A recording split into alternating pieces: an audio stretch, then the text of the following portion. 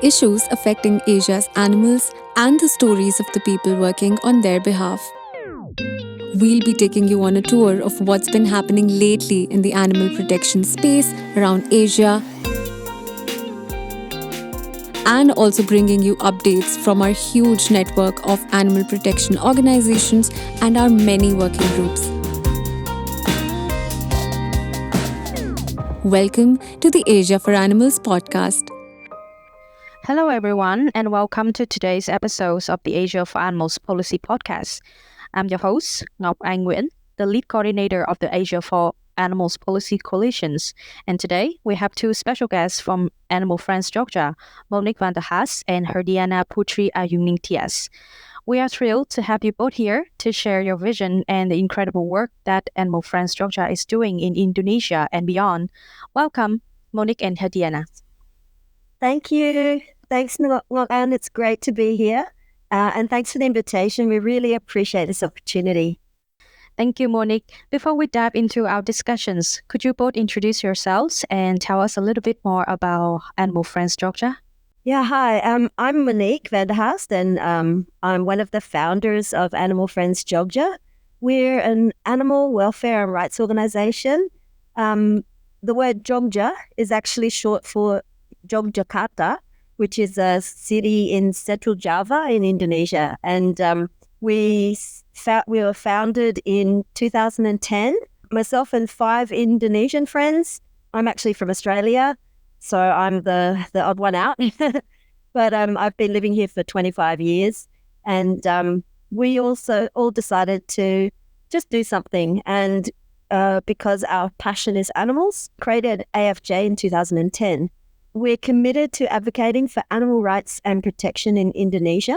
And we're a member of some coalitions in Indonesia, the Dog Meat Free Indonesia Coalition and Act for Animals, or AFA Coalition with Synergia Animal. We're also members of some other foreign coalitions, including Asia for Animals, where we joined the Farm Animal Coalition, Policy Coalition, Macaque Coalition, and also the Dog and Cat Coalition. And we're also in the Open Wing Alliance since we've been working on farm animal welfare, and we're one of the first NGOs to raise this issue in Indonesia. Over to you, Dan. Thank you. Well, thank you so much, Ngọc Anh, for the warm welcome. Hi, everyone. My name is Herdiana Putri Ayuningtyas. You can call me Diana. I am the Government Relations Manager for the Farmed Animals programs at Animal Friends Jogja, and I am working alongside with Monique. My primary focus is on animal advocacy efforts aimed at promoting cage-free systems for laying hens and ducks. This involves engaging with government officials and stakeholders to push for policies and also awareness that improve the welfare of these farmed animals. Monique and I literally had like a small simulation for this podcast to practice and to see if we talk too much. So I'm very excited to share more of our initiatives and the positive impact we aim to achieve. Hope it will be something meaningful for us, including animals. Thank you. Thank you so much, Monique and Herdiana. You guys are making very positive impacts indeed. And also, I am not aware that you are a member of so many groups and coalitions, both in Indonesia and internationally. So let's start up with questions about Animal Friends Jogja to understand the organizations a little bit more. Can you share more about the missions of the organizations and the key areas of focus for Animal Friends Jogja? Yeah, well, our mission overall is to improve animal welfare in the special region of Yogyakarta specifically, but also in Indonesia in general. And we do that through grassroots programs and also some more intense advocacy and campaign programs. So we began actually starting off with education for children. The background of how we started for myself was I was just new to Jogja, and well, I'd been here for several years, but every time I saw something that disturbed me about animals, there was no one to turn to. I had some friends, but we were all working individually, sometimes to rescue and care for animals with our own funding, but nothing organized in an organization. I believe there was one organization at the time, but they were project-based and they'd finished their project. And so when something really traumatic for me happened, which was I was just going on a ride, I saw a puppy. Well, I heard it first. I heard a puppy howling, and I went closer and I saw there was a puppy hogtied with raffia string with its nose tied up, its forelegs tied up together. And it was just a small puppy. And as I approached it, it was wagging its tail a bit, thinking I was going to help him, which I wanted to do. And I spoke to the people that had the dog in front of their house and asked them, what are you doing? Obviously, they were going to eat it. And then the next door neighbors who had to hear that howling, I asked them, look, aren't you going to do something? Can we do something? And they said, no, we can't do anything. And then I spoke to the local head of the village there. And again, he said, no, there's nothing we can do. It's their dog. It's their property. We can't do anything. And I asked some friends and they laughed at me when I said, can we call the police? Is there any organization? And from that moment, I had to walk away. I could have maybe bought the dog, but that kind of perpetuates it. If I were to buy it, they'd buy another one, obviously, and eat that and do the same thing again. So I was really traumatized by the cries of the dog, and I dreamt about those eyes for until now. I still do. But I mentioned it to my friend, Ina. Some of you know Ina already. Desi Angelina Pane. She's one of our founders and also an amazing animal activist. Well, I mentioned that to her, and she said, well, let's do something. And that's how we began.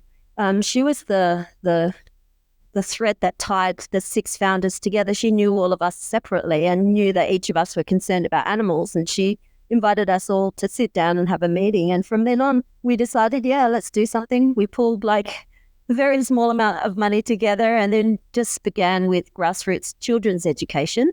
And we decided, okay, let's just start like that. Obviously, we had no way of helping any other animals in any broader sense because of we're just 6 separate people. But that's how it grew. And I think this is something that we're quite proud of, that until now we're still together, the 6 of us, and still working on our programs. At that time, we started with children's education, and some of the kids that joined our very first education program, they became volunteers, and until now, they're volunteers in the village for saving cats and helping at the sanctuary there. So it just goes to show how impactful grassroots and small efforts could really change mindsets and villages. So we're I believe that was something quite unique about our organization. But since then, we have several programs. We no longer just do education. We do outreach, campaigns, advocacy. We have adoption and spay and neuter and rehoming programs for the animals. We have anywhere between 150 to 200 cats and dogs at any one time, and sometimes some monkeys as well, long-tailed macaques, which we often have to rescue from performing monkeys, and which is quite rough. But it's getting better, and the longer we've been here, we started in 2010 and it's now 2024, so 14 years, the more we've seen change happen across our region. We now work with not just wild and domestic animals, but we've also moved to farmed animal advocacy, and Diana's instrumental in how we advocate for improving farmed animal welfare, and also running the program for ending battery cages in Indonesia. It's a long way to go and it's an uphill battle, but through a holistic approach, we are hopefully having some impact.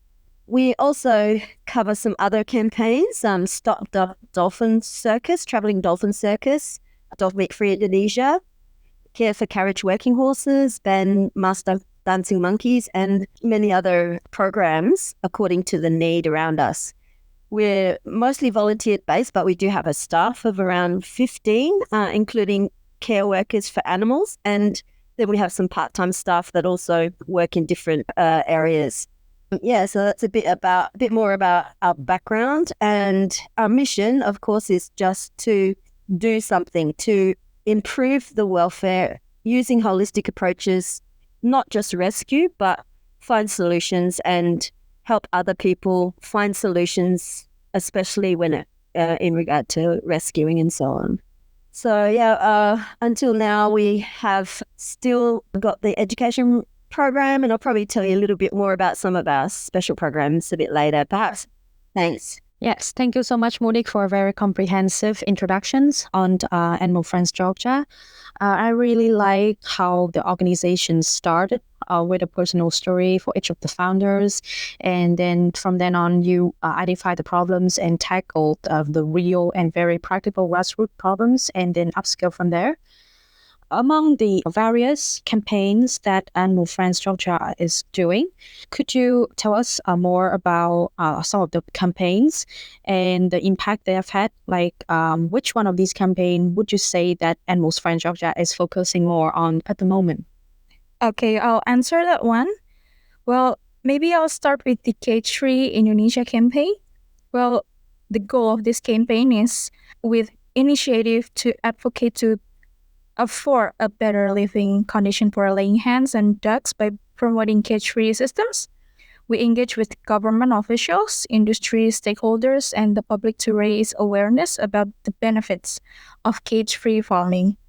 This includes better animal welfare, improved transportation and farming management, and more sustainable farming practices. Well, so far, we've made so many tries in influencing policy changes and encouraging more farms to transition to cage-free system. The impact has been very encouraging, with several local governments expressing support and some farms already starting to make the shift. And we're so optimistic about the future and committed to continuing our advocacy in this until all laying hens and ducks in Indonesia can be lived in humane conditions. Maybe Monique will add some more about Dog Meat Free Indonesia. Yeah, another program that is a large focus for us at the moment is Dogs Are Not Food. We actually began this already many, many years ago. As I mentioned before, when I saw that dog hog-tied, ready to be eaten, there was nothing I could do. I couldn't go to the authorities at that time. But back in 2012, we invited several organizations from across Indonesia to come to Jogja, and we invited various departments of the government and also the police, the court systems, and other stakeholders together to discuss how can we have some kind of system where we can implement the laws that already are in place. Indonesia already has cruelty laws, even though the penalties are not very high. But until then, not many people were aware that they could bring it to the police or the court system. So it was quite a defining moment for us during that conference that we held. The police were willing to start taking our complaints or any cases that we wanted to bring forward from then on.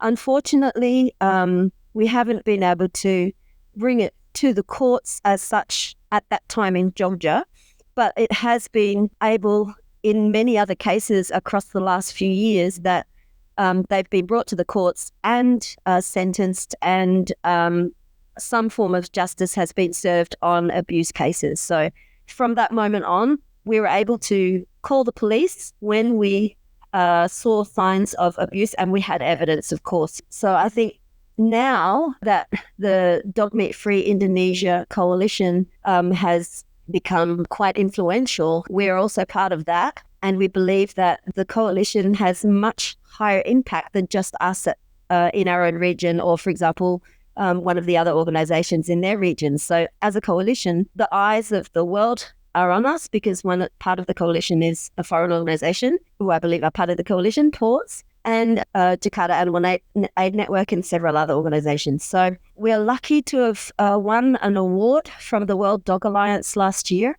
And so we're ramping up our efforts on the local Jogja scale now. Dog Meat Free Indonesia, which we're part of, and we've been working hard doing investigations, campaigns, and so on, have had some great successes with laws coming in to stop dog meat trade in several regions. But unfortunately, in Jogja, our region, not yet. We've been working on this for many years, but finally we have the funding now to employ someone to take on this program intensively. So we're just hiring someone next week, yeah? Yes. Yeah, so that's great news for us. And they'll be working very intensively, probably with Diana, who handles most of our advocacy work, right. to advocate to stop dog meat trade in Jogja, but also in Indonesia, with the coalition, with the Dog Meat Free Indonesia coalition. So we're very excited that that's happening. Yeah, that's a little bit about the dogs are not food. And we also will include cats in that as well, because a lot of cats are used for food across Indonesia as well, and for other products. So, for example, cats are used and often taken, dogs and cats are taken illegally a lot, especially for the dog meat trade, but also for cat feeding to wild animals, reptiles and so on. So it'd be great to include cats in that as well.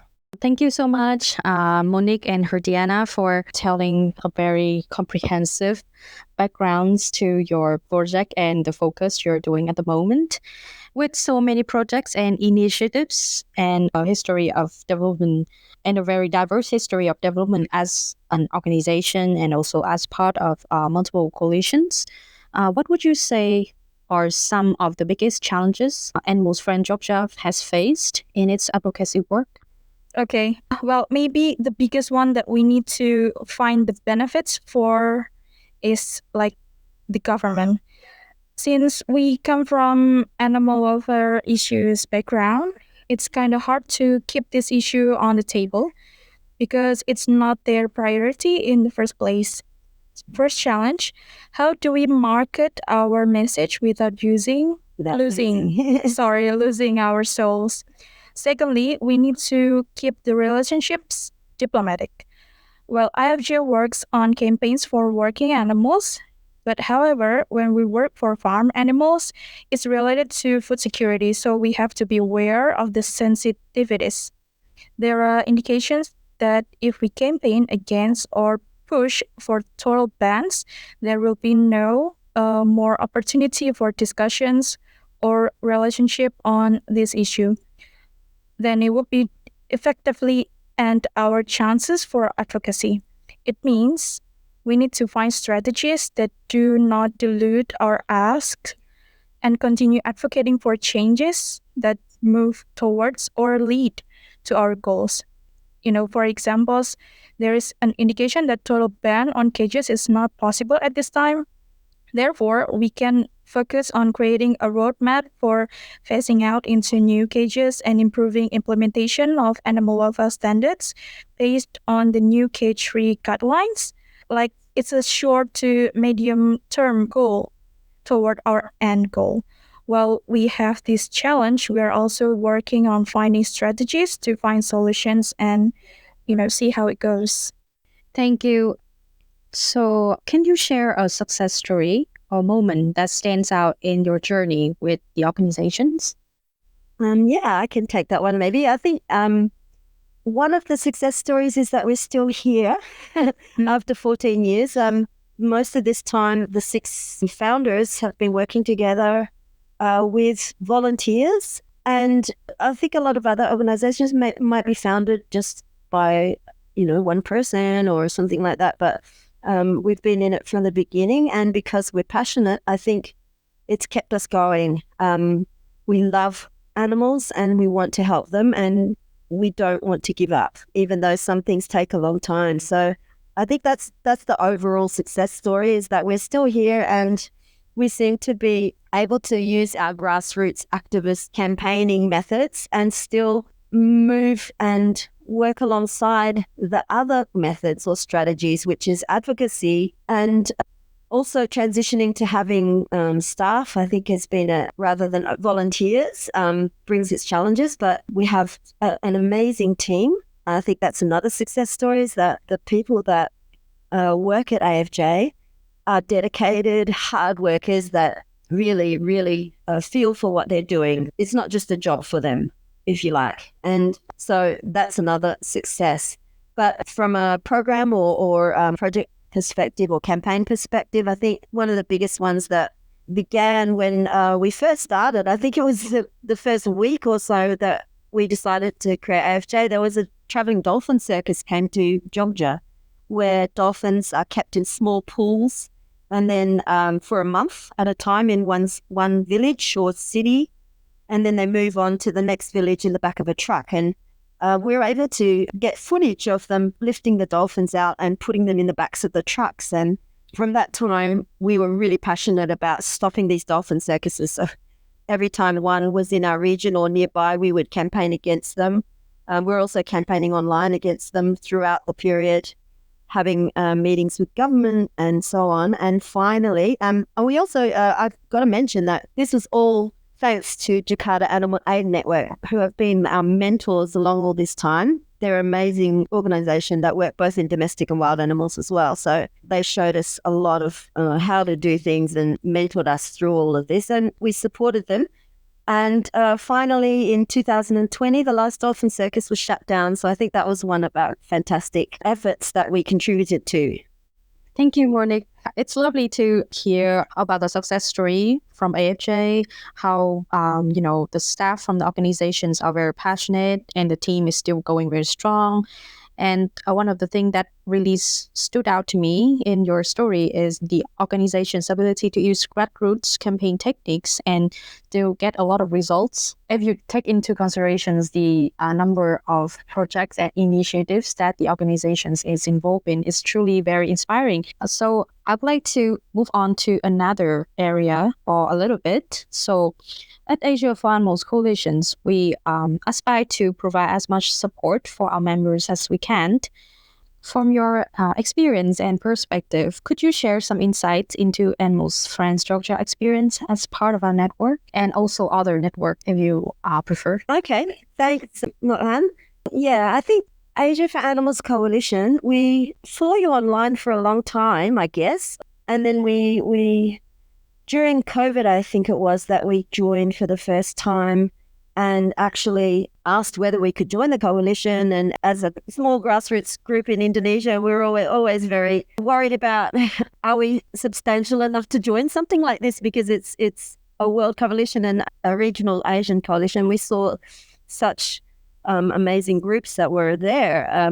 We weren't sure if we were eligible, if you like. But once we realized that we could join, we've been taking a lot of advantage of your resources and your great events. I think in 2022, we actually, for the first time, became speakers for some of the NGO workshops, which was a great opportunity for us to expand a little bit into regional advocacy as well. And I did a spot on mental health and wellbeing for animal workers in Asia. We were lucky to get a great grant from animal charity Evaluated ACE, and we've created a toolkit for mental health for animal workers, which is in the final stages. It's been a long journey, but we're in our final stages. The toolkit's ready, but at that time, we were just delving into it and we created a workshop on that. So hopefully that helped the coalition, but it also helped us a lot because it was a time for reflection, how our workers were dealing with trauma and so on. So a lot, aside from getting a lot from the coalition, we hope we also contributed a bit through that. We also had our program manager, Nanda, she did a talk about our volunteers. And I think that since then, our volunteering program is still running really well, both online. At the time it was online, but now offline. And working groups that we joined, for example, the policy working group has been very, very instrumental to us being able to learn more about what's going on a world scale. The connections that we've made through there, especially when we were doing the Asia Cage-Free benchmark, which we were part of the team for, were really helpful when we needed to find out information about different laws from different organizations in different countries around Asia. The collaborations were really great from the network. We also have a new Asia Animal Day coming up, and we just found out today that 2 of our staff will be speaking, so including yours truly, Deanna. Thank you. Yeah, so we're very happy that we've been chosen to have some speakers there. Basically, Asia for Animals has provided us with a real wealth of knowledge, including networks and resources, the workshops, the online materials that are available, and also collaborating with other organizations have been really, really beneficial for us. So yeah, we're very grateful to Asia for Animals, that's for sure. Thank you so much, Monique, for such nice words. And we're very glad to learn that you have felt that the connections with our coalition has been valuable to get resources and opportunities for collaborations with other organizations. Actually, AFA tries to be the bridge for both local and international groups, and we don't believe in working in silos. So I hope that our members or any prospective organizations do not think that we're only here to serve the bigger organizations and, neglect the more local ones, because that's not our intentions. Actually, we would like to help upskill the skills and also the other collaboration opportunities for local organizations to better achieve their aims, be it local aims or more regional ones. I'd just like to add that the Connect workshops are great too. Like, we generally join as many as are relevant, and our staff can pick and choose which they'd like to join to attend. And the best thing is that they're available or afterwards on YouTube, so that if we do miss them or there's like conflicting at one time, there's one that we'd like to join, but there's also another one at the same time, we can go back to your website and see those. I think that's a really great asset to have. Thank you so much, Monique. I have another questions pertaining to the last one. As we look towards the future, could you share any thoughts or ideas based on your organization's needs or, your visions on how the Asia for Animals policy coalitions could continue to support and advance the goals of its member organizations? I'll take that one. To continue advancing our goals, the Asia for Animals Policy Coalition can keep providing a platform for member organizations to share their work and support each other's advocacy efforts. This collaborative environment is crucial for learning, sharing best practices, and also amplifying our collective voice.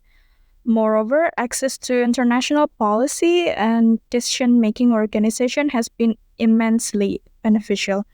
It helps us influence broader policy changes and strengthens our campaigns. And, continued support in these areas will enable us to achieve lasting change for animal welfare.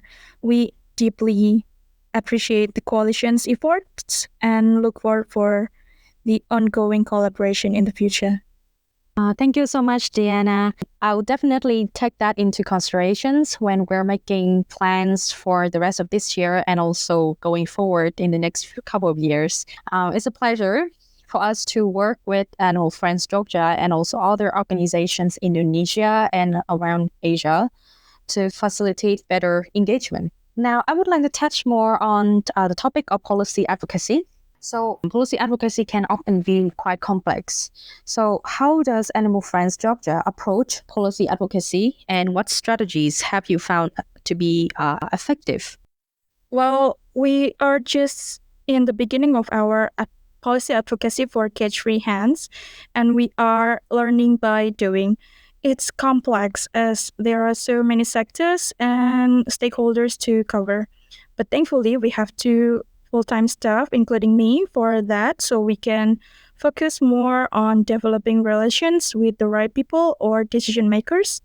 Government and legislative sectors are very complex and multi-layered, from national, department, or district or local level regulations. So, you must have a deep understanding of the laws, policies, regulations, and guidelines across these levels and how different government departments are involved in animal welfare issues.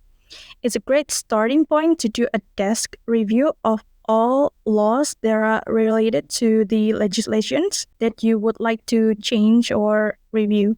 I think we need to understand who the decision makers are, who related to those laws and regulations, both departmental and the personnel itself working in those departments. And FJ has done this over the last 2 years. Well, basically, building relationships and then finding consultants that had the right background to write policy brief covering the regulations we're trying to change or for which we are calling for improved implementation. Well, once that brief is written, it's a matter of building relationship with someone that will champion our cause. Well, since 2021, FJ has mainly been engaging the government at the national and local levels to ensure that they understand the issue of these layer hands and make them understand why it's an issue from animal welfare perspective and show them the benefits of transitioning into catch-free systems. Now we are entering the next phase of our advocacy, which is advocating for policy change, and we will see how that transpires over the next 2 years or more. We have approached like 9 regional government departments and also 3 ministries, including Ministry of Agriculture, Coordinating Ministry for Economic Affairs, and also Ministry for National Development Planning. Thank you. I think that the strategies you mentioned or the steps are very practical, straightforward, and strategic, and can be a great starting point for organizations looking to engage with their governments more across multiple policy topics. And just to go a little bit deeper, can you discuss a specific policy change or initiative that Animal Friends Jogja has worked on and the process involved in achieving it? Okay, so basically we've talked to related departments on the national level and also local levels from 2021 to 2023, and the cage-free guidelines published in 2023, and we believe our advocacy played a role in pushing forward the issue in the government level by utilizing the cage-free benchmark survey and asking the government about why the standard or the law about the layer hens is very important and why it's still not published yet at that time. So we need to make sure the issue is still on the table. For example, the 2014 amendment to Indonesia's Animal Husbandry and Animal Health Law, formerly known as Law Number 41, is a significant advancement in animal welfare legislation. It establishes comprehensive regulations to prevent cruelty, neglect, and exploitation of animals, ensuring humane treatment and proper care. This law mandates adequate food, shelter, and medical attention for animals and sets strict standards for animal handling and also transportation and also the slaughter process. But somehow this law hasn't been implemented well because there are still lots of farms that aren't looking to this regulation and not following the standards correctly, like bad hygiene, bad transportation management, and so on. So here is our advocacy's duty to make sure the government stays alert about this issue. So it's like our advocacy is basically about the application of the laws, as some of the laws are quite good, but not implemented well enough. Well, our advocacy is basically ensuring the apparatus that implement these laws are being held accountable. Thank you so much for the explanations. What do you see as the biggest challenges in advocacy at the regional levels, particularly in the Asia-Pacific regions and on the global scales? So in your view, what steps could be taken to enhance our impacts as animal protection organizations? Now, I know that Animal Friends Jogja has mainly worked with the local governments, but maybe from your perspective or from your knowledge, you would want to experience working with the on the regional levels more and also help tackle global policy issues as well? Yeah, thanks a lot, Anne. I think that, well, there are a multitude of challenges, of course, but I think one thing that is important is that grassroots or smaller organizations at local levels in any one of the countries in our region, they all have different issues that they're facing with animals in their region. It could be due to the size of the country, it could be due to the culture, it could be due to religious aspects. So I think that we tend to all have different issues that we're dealing with in the different countries, but there are some shared issues across the region. Some of the animals are similar in between countries. Some of the styles of government, perhaps, some of the cultures or religions might have some shared values or shared culture, working cultures. So if we have a network, or like Asia for Animals, for example, on that level, we could, during the workshops that we have or during any of these meetings, we can find our co-issues or issues that we could support each other with. So I think we have the challenges that we're all different languages, different cultures and so on, but there are similarities across the region. Now, one of the challenges when you get to the international sector, I think, is that our region is totally different to, for example, a region in any of the other, like Europe or Africa and so on. So I think that's one of the challenges in advocacy, is to be able to find similar regions, and how do we voice those challenges when we don't have access to the decision making that's done, for example, at the UN or so, for when these documents are created. Generally, we don't hear about it until after the public consultations and so on. We're also busy in our own sectors and with our own challenges that are usually immediate and real and right there. So when you come to the next level of having to do things on a regional or global scale, we really need that network. And I think that's where Asia for Animals is instrumental, because you provide us with that across sector, across country, across animal platform, where we can come together and say, oh, I have this issue. And then someone can say, oh, we had this issue and this is what we did, and we can learn from each other. So while I'm talking about the biggest challenges that we don't have that platform, actually something that we found out since joining the Polish Policy Coalition and Asia for Animals is that we do have that platform now from an Asian perspective.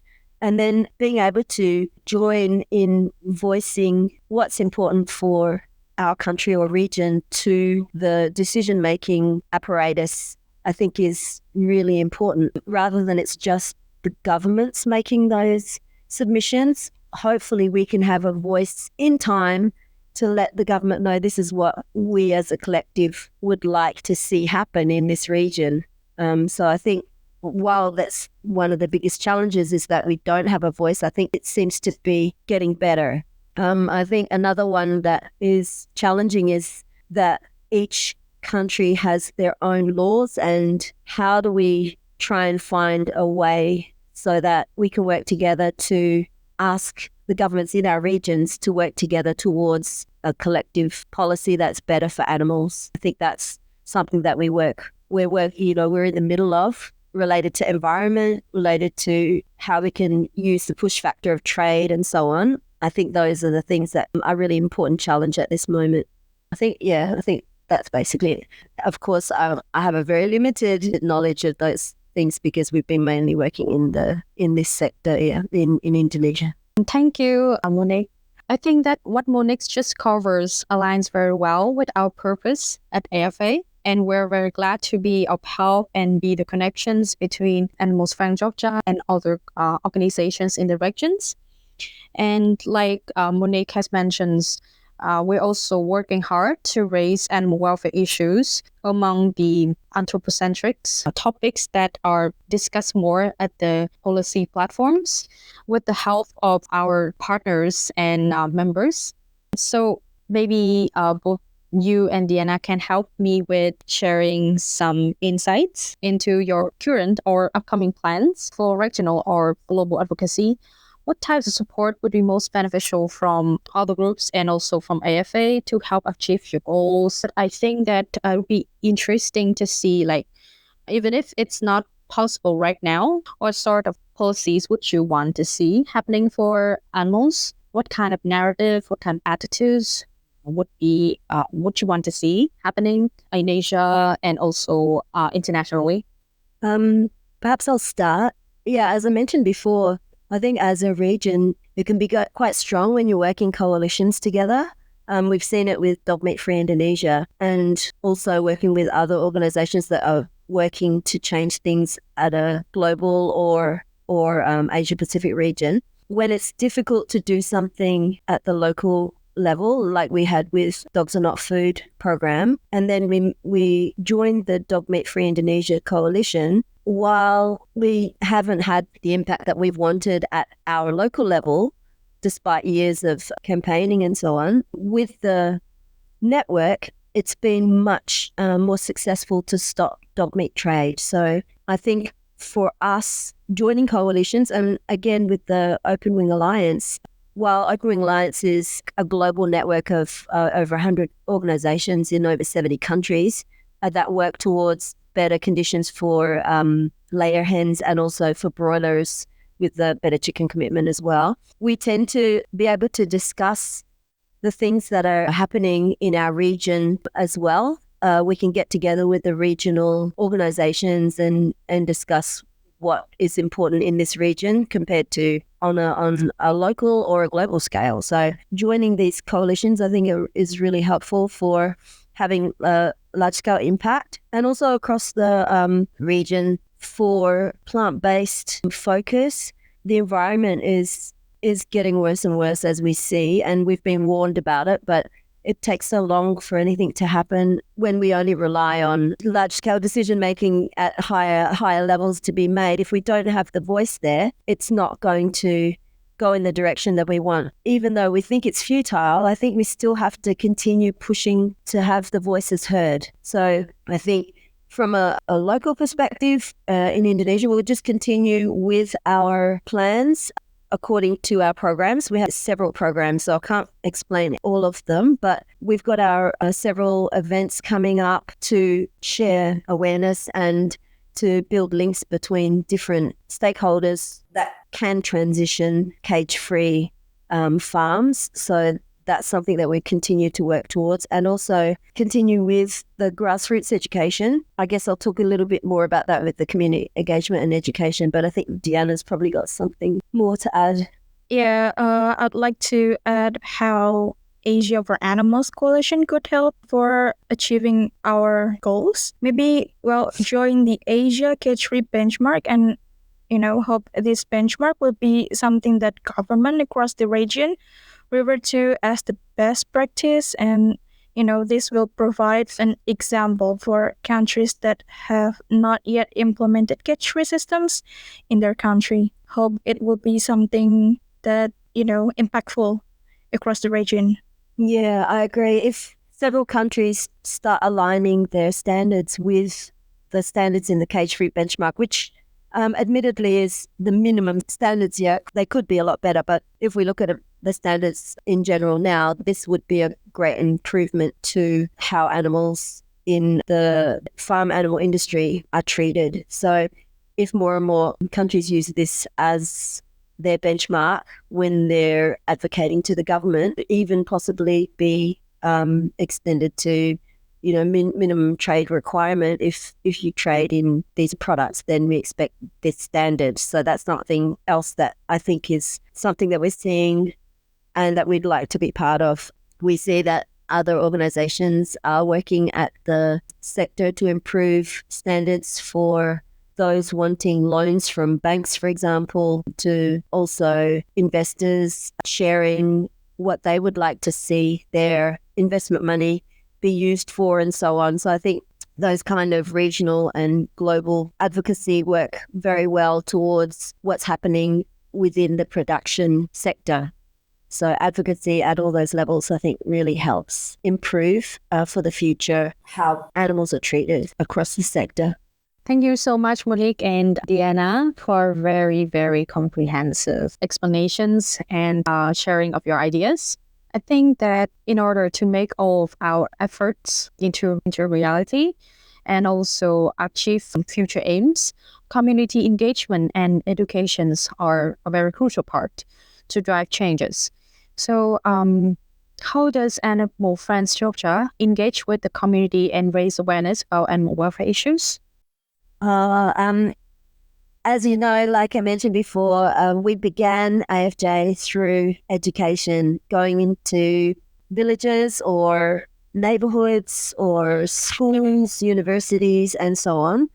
And depending on the focus, they might let us know what their focus is for the children, or we might decide what's important around their region. For example, if there's a region where there's lots of dogs being poisoned for the dog meat trade, for example, we might go in and talk to the children about the importance of caring for their dogs and how they can avoid having their dogs being poisoned, for example. That's just one small example. If it's a region where there are a lot of stray cats, we might do a session on getting the kids to help us identify cats around the neighborhood that are strays, and talk to them about the importance of spaying and neutering their cats and so on. So education at that level is, we would maybe focus more on fun, games, watching something together and discussing it, getting the kids to really understand that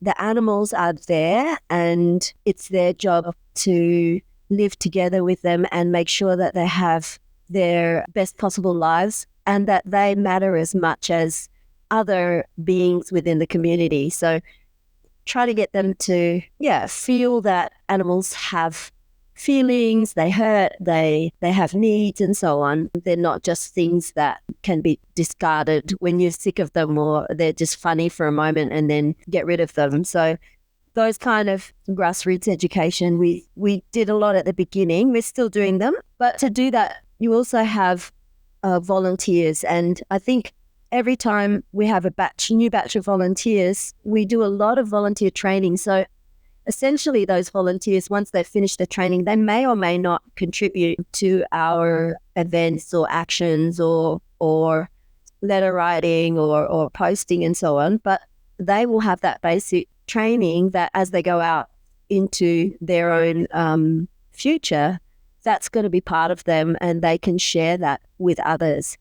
So I think that kind of education is really essential for our volunteer program. We were a almost full volunteer-based program for many, many years, but now we have a volunteer coordinator who signs up volunteers every few months and does intensive training on all the different issues. We have both volunteers for general animal issues, and we also have volunteers specifically for farmed animals. So they would get different types of training and different tasks and activities that they might do. However, whenever we have like public outreach, all the volunteers will join, or if we have some kind of event, all the volunteers will join. So at that time, we are confident that those volunteers, when they speak or when they connect with the people that are in those events, we know that they understand the animal welfare vision that we have. And our events range from many different things. So I mentioned that the children's education, student education, but we also go out to do public outreach at different events. It could be a festival somewhere, or we create our own festival with its own focus. We've created festivals we had one called Bark in the Park many, many years ago, when in those days, most people did not walk dogs on leashes. They would keep them in cages. They would just leave them in a cage for years, and that was seen as okay. And cats as well. So that festival was to try and promote that dogs need to be walked, and come on, take your dog out and celebrate them having their freedom. So I think that was a great festival. And we've done recently more education community events related to farmed animals, the cage-free issue. We also have community events twice a month where we do a adoption day at a really well-known site here where people can come. We bring some of the cats and dogs from the sanctuary, and people can come and have a look at them and sign up for adoption if they like. We still have a very strict policy of no visitors because of the incidents of dumpings of animals at our sanctuaries, and we're just full. We can't take any more, so we don't allow public, but we can have focus groups coming and doing a visit to the sanctuary where we'll talk to them about animal care, the programs. We have spay and neutering programs for stray cats and dogs. And so we'll talk about that and ask them to join. So there's a myriad of different public outreach that we do. One thing that we are planning in the next couple of weeks, is the K-Tree District and also AFJ Fair. So probably Diana can tell you a little bit more about those two, which you're excited about. Yeah. For the Catchway district, we will invite lots and lots of business from Prawidotaman and Tirtodipuran streets, which is very, very well-known tourism site. And we have like already 6 businesses from those streets that already committed into using K-Tree eggs, and we are planning to get more in the future. So we have this district to make some kind of special area where every business could use no cruelty or Hen-friendly. hand-friendly eggs. We have these animal welfare drives, and we want every stakeholders to include themselves into this campaign, and we hope everyone could join us. I've got one more that I'd like to share, and that was with our macaque issue. So we have long-tailed macaques or monkeys here, and as mentioned before, it's now possible to stop the performances on the street. However, the trade of monkeys for sale is still very high here, and there is no real ban against it that we know of. So this is something that we're working towards to get the sale of monkeys banned. So to that end, we also have to work really a lot with the people that live near the monkeys that are being captured and sold. So something that often happens is that monkeys during the drought season or when there's not enough food or water, they'll come into the villages and steal the crops of the people or go into their houses and take things. So something that AFJ is doing is planting trees, doing surveys of how many monkeys there really are, because sometimes it's just amplified due to sensationalism in the press. So someone will say, oh, monkeys are stealing my crop, and then somebody else will say, yes, there were hundreds that came down when it was maybe 5. So we need to survey these areas, check how many monkeys there really are, and then think about strategies for providing for them during the downtimes when there's not enough food. So during wet season, AFJ does a lot of planting together with some local organizations. One of them, Jiwa Laut. We also work together with Nabatino Santara, which is another program that we're doing to show people that traditional food can be cruelty-free as well and plant-based. So how do we identify those recipes and create a well-balanced menu for people in villages that's inexpensive? And then in those villages, we can also combine that with other community education. It could be for spaying and neutering their cats. It could be for living with the monkeys, and also for treating farmed animals better. So we tend to do several different activities in the one, depending on the community and what's necessary in that section. And because we've got some volunteers we've got volunteers for the macaque program. We've got volunteers to do kids education, and then we've got our team doing the farmed animals. So everyone can go together to these places or wherever there's a need and provide the right kind of program. It's a bespoke program. We look at what's the need and what could we help with, and then try and create an education program for them. So yeah, we have various different programs going for public outreach. Thank you so much for very detailed answers. And I think that working across multiple avenues like AFJ takes a lot of time and efforts. So what would be interesting for me and also for the audience is to learn what is the secret behind the motivations. So what motivates you and your team to continue fighting for animal welfare? How do you balance the emotional challenges of this work with the need to stay motivated and positive? I think I'll probably speak on behalf of the other founders. So the six of us have come from different issues that we were passionate about before we started AFJ, but they all work together. So we incorporated all of those passions into the different things we did.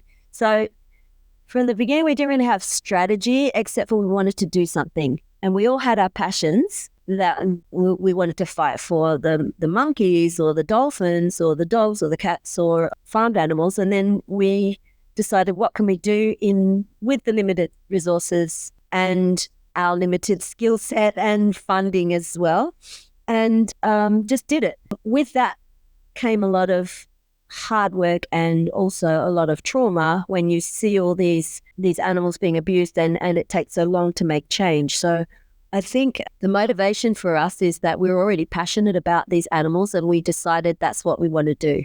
No matter what, it's not about a job or anything, it's our lifestyle. It's our mission, our passion, and it's what we want to do. So that's what motivates us to make a difference. And then we all have our companion animals as well. So they are what makes us keep going, for me anyway. And I know that the others, we can come home and see their faces and just de-stress with them usually. That's what I do anyway. So my motivation is my passion, and also seeing that there are changes, albeit takes a long time and you get a lot of criticism and so on, but there are changes and real changes that are happening. And that also motivates me to continue. But my companion animal, I shouldn't say my, they're animals that live around me. They are what I go home to every night. And also my family. They're also very supportive. So I think, and the great team, of course. I think Deanna's going to talk more about that. Yes. Well, I'll speak as a staff. Well, having a great team and great people around us is something very impactful for our work. And, we have yoga session every Thursday, and it's really, a great way to relax with our workmates. And shout out to Dila, our yoga instructor. She is so great. Yeah. I think that I can identify with a lot of what Monique and Diana you have mentioned, with a great team, supportive atmosphere, and a sense of camaraderie from other organizations as well is what keep not just me, but I think that for other AFA team member as well, to stay motivated in our quest to bring about a better world of animals. So thank you so much, Monique and Diana, for sharing your insights and the inspiring work that Animal Friends Jogja is doing. It's been a pleasure having you on the podcast. Before we wrap up, is there anything else you would like to share with our listeners? For me, I guess it's don't give up. A lot of the time we get negative impact from what we're doing, or it might seem like nothing is changing, but it does. If we keep fighting, building awareness, change and transformation will happen. So don't give up, keep going, and build a great network around you, and let's all do this together. Yes. Well, it's not something impossible. So if you find a hard obstacle, you just have to be creative and find the solutions, and we'll get there one day. So as Monique says, don't give up. Yeah. Yeah, thank you for such a powerful message. And thank you to our listeners for tuning into this episode of the Age of Animals Policy podcast. If you want to learn more about Animal Friends Jogja and how you can support their work, please visit their website and follow them on social media. Until next time, take care and continue advocating for animal friends. Thank you. Thank you so much. Thank you and goodbye. Thanks for listening. You can find everything you need to know about our work and connect with us at asiaforanimals.com. Tune in for the next episode. Asia for Animals Coalition, a united voice for Asia's animals.